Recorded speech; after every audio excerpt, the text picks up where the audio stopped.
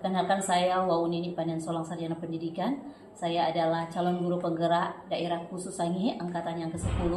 Saya sudah melaksanakan kegiatan pembimbingan kepada rekan sejawat saya, Ibu Marcelina Nani, SPD, dan pembimbingan pada pembelajaran RPP berdiferensiasi yang terintegrasi pada KSE. Dan saat ini saya akan melaksanakan praobservasi sebelum saya akan observasi di kelas pada Ibu Marcelina Nani.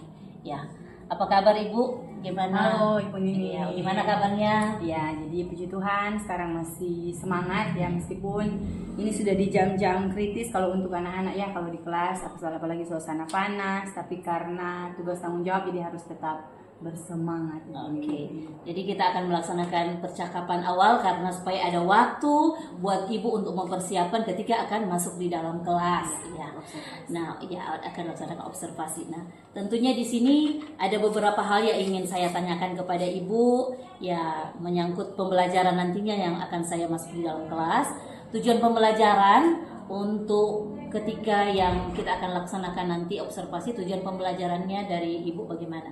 Apa tujuan pembelajaran? Oke, jadi nantinya di observasi tujuan pembelajaran akan dicapai bersama dengan anak-anak, yaitu di mana mereka akan mampu untuk menganalisis kasus pelanggaran HAM yang ada di dalam Alkitab. Jadi anak-anak akan dituntun untuk bisa menganalisis.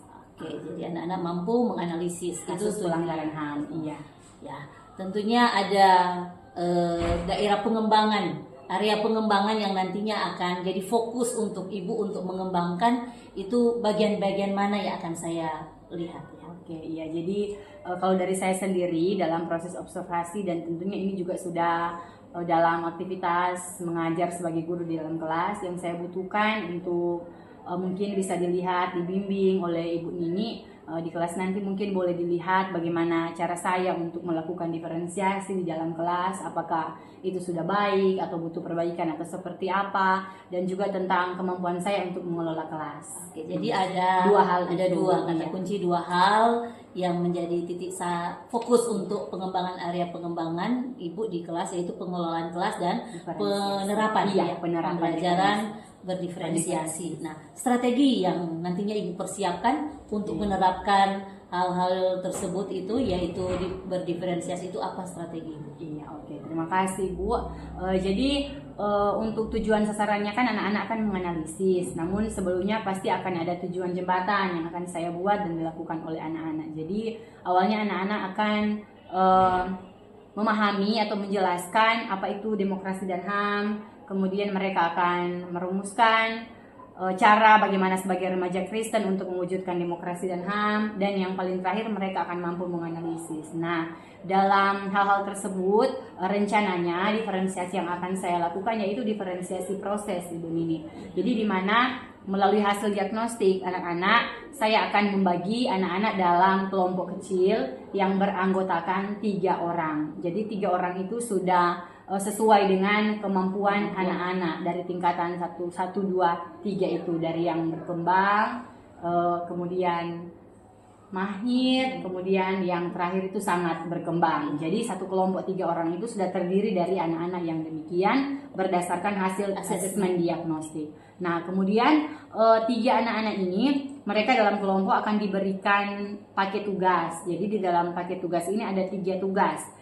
Jadi anak-anak akan memilih tugas mana yang akan mereka lakukan sesuai dengan kemampuan mereka masing-masing dan keinginan mereka, keinginan dari anak-anak itu. Jadi harapannya anak-anak yang hasil asesmen diagnostiknya berkembang, ia akan memilih paket tugas yang 1.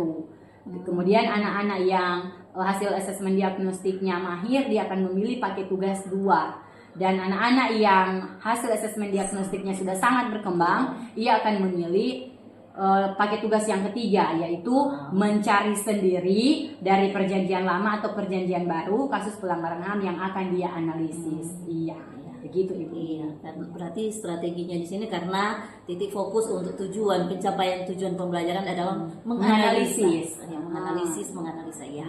Jadi ada beberapa kegiatan dalam pembelajaran yang nantinya akan diberikan kepada anak, dan dari hasil asesmen itu Ibu mengelompokkan anak dalam 3 bagian, ada 3, satu kelompok itu 3 orang, sehingga mereka nantinya akan memilih kasus mana. dan mereka mampu untuk menganalisis. Tujuannya sama Iya, menganalisis, menganalisis. tetapi di sini kasusnya, Iya, yang berbeda. permasalahan yang berbeda. Iya. Sesuai Kalau dengan- dilihat ini berarti model pembelajaran berbasis masalah. Iya, Oke. problem based learning. Problem based learning. Iya. Oke. Nah, tentunya di sini ketika ada pelaksanaan observasi, kita akan ambil kesepakatan kapan kesediaan dari ibu untuk saya datang masuk di kelas untuk observasi. Oke, jadi kalau boleh Ibu Nini, observasinya itu dilaksanakan pada tanggal 24 September, ya 24 Hari September. Selasa. Iya, hari Selasa. Hari Selasa di kelas 12 Merdeka 3. Karena kebetulan saya di kelas itu hari itu di jam ke-3-4 sesuai jadwal. Oke, jadi sesuai jadwal saya diminta untuk observasi hari Selasa 24 tanggal 24 September di jam 3.4 di Ya, kelas 12 Merdeka 3. Oke. Ya. Jadi Ibu nantinya saya akan lebih fokus untuk melihat pelaksanaan diferensiasi dan pengelolaan kelas. Nah, nantinya saya akan ada di dalam itu, tapi saya ada di satu tempat sehingga tidak akan mengalih perhatian Ibu. Makasih Bu. Iya, Nanti terima tetap kasih. semangat. Iya. Iya, nanti minggu depan hari Selasa saya akan masuk ya. Oke, siap. Makasih. Terima kasih Bu Nini.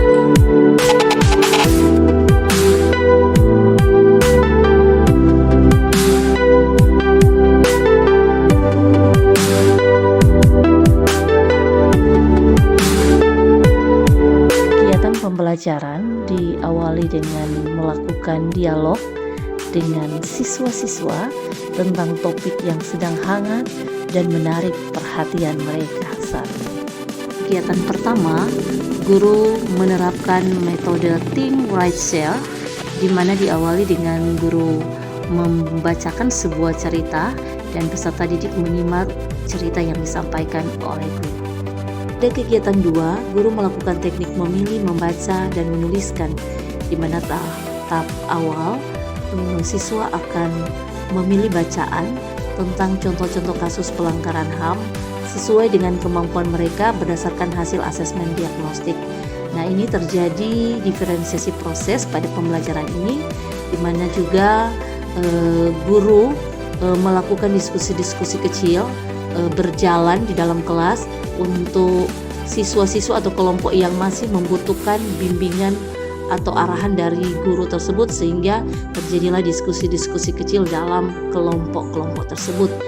Dan juga di sini dari hasil pengamatan saya melihat ada beberapa kelompok yang meminta tambahan waktu atas penyelesaian kasus karena mereka belum selesai untuk membacakan perikop dari bacaan Alkitab.